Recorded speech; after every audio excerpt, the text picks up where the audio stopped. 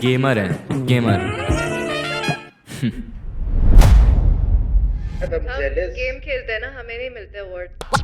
I think getting award is in hobby now. क्या पायल का जीतना वर्थ था? आखिर पायल ने इस अवार्ड को क्यों जीता? गेमर्स लाइक पायल गेमिंग, मुस्कान को इतना क्रिटिसिज्म क्यों मिलता है? Does she deserve to be hated or not? इसके अलावा और भी बहुत सारे सीक्रेट्स गेमिंग कम्युनिटी से रिलेटेड मैं आपको बताने वाला हूँ। वैसे तो गेमिंग एक ऐसी दुनिया है जहां आप पैशन, स्किल्स और डेडिकेशन से अपना एक बड़ा नाम बना सकते हो।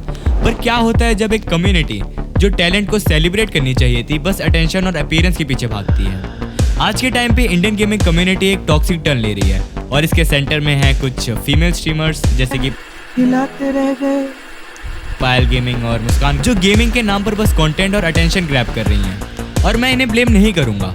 इनफैक्ट इस वीडियो को देखने के बाद तुम भी इन्हें ब्लेम नहीं करोगे, क्योंकि ऐसा क्यों कर रहे हैं वो तुम्हें आगे पता चल जाएगा। पायल ने mobile streamer of the year का अवार्ड जीता। क्यों? उससे बहुत अच्छे प्लेयर्स भी नॉमिनेट हुए थे जैसे कि असैसिन्स, रैगलटॉस, बट जिसकी ऑडियंस ज़्यादा है, जिसके वोट ज़्यादा हैं, ऑफ कोर्स अवार्ड भी वही जीतेगा। But the main question is, does she really deserve the award?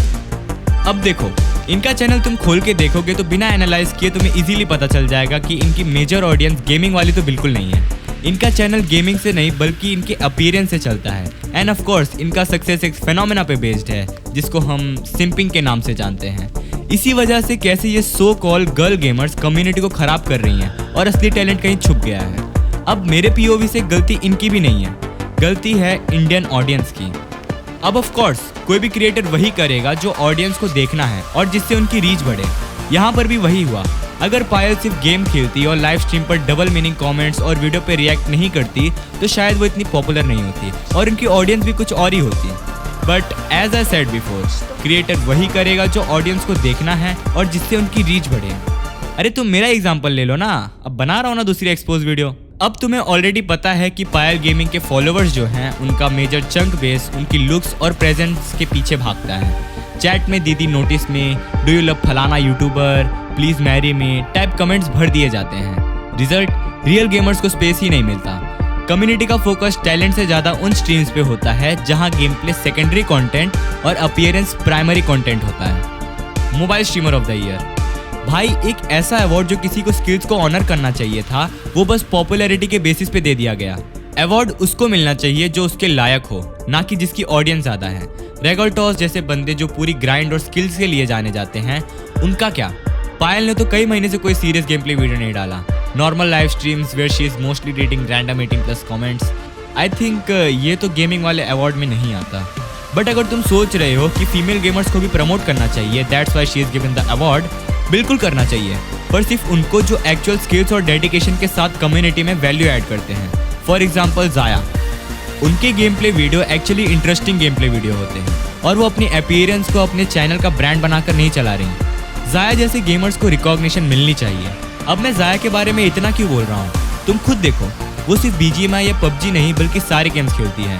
Detroit become human, ghost of Tsushima, my favourite game by the way, और भी बहुत अलग अलग गेम्स। बट क्या ये सब गेम्स कभी पायल गेमिंग ने ट्राई किया? उन्होंने कभी अपनी ऑडियंस को ये सब गेम से इंट्रोड्यूस कराया? क्योंकि पायल गेमिंग को पता है कि उनकी ऑडियंस ये वाली नहीं बल्कि वो वाली है। अब मैं तुमसे पूछता हूँ कि तुम पायल गेमिंग और जाया में से किसको गेमर बोलोगे और फीमेल गेमर में अवार्ड किसको देना पसंद करोगे? वो जो गेम्स खेलता है या फिर वो जो गेम्स खेलने के अलावा वो क्या है जो लड़की के पास छोटा एंड लड़कों का बड़ा है?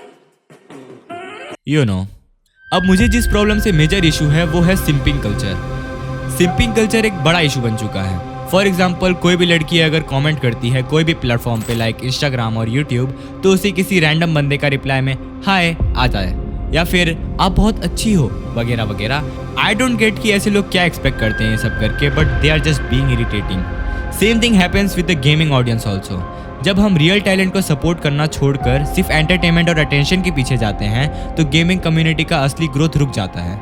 और इसी सिंप वाले कल्चर को कई लोग ने अपना कंटेंट बना लिया है और उनका ये तरीका काम भी कर रहा है। क्यों? क्योंकि अपना टाइम आएगा। सॉरी, क्योंकि ऑडियंस को वही देखना है ना, और इसी से सिंप करने वाले लोग और भी मोटिवेट होते हैं और उन्हें लगता है कि बस सेम चीज़ मैं भी करूँगा तो मुझे भी And again, the growth of this culture continues, which results in the events that I described before. अब कंक्लूजन पर आता हूँ। पायल गेमिंग जैसे स्ट्रीमर्स सिर्फ इस प्रॉब्लम का एक छोटा सा पार्ट है। अगर तुम यूट्यूब पर देखोगे तो मेजॉरिटी गर्ल गेमर अपने अपीयरेंस को दिखाते हैं rather than their game play. It's like they are using the simp culture to grow, not the game they are playing. अगर आज हमने रियल गेमर्स और टैलेंट को सपोर्ट नहीं किया तो कल कम्युनिटी में कोई वैल्यू नहीं रहेगी। तो प्लीज़ रियल टैलेंट को प्रमोट करो, चाहे वो लड़का हो या लड़की, और बस स्किल्स और डेडिकेशन के बेसिस पे सपोर्ट करो।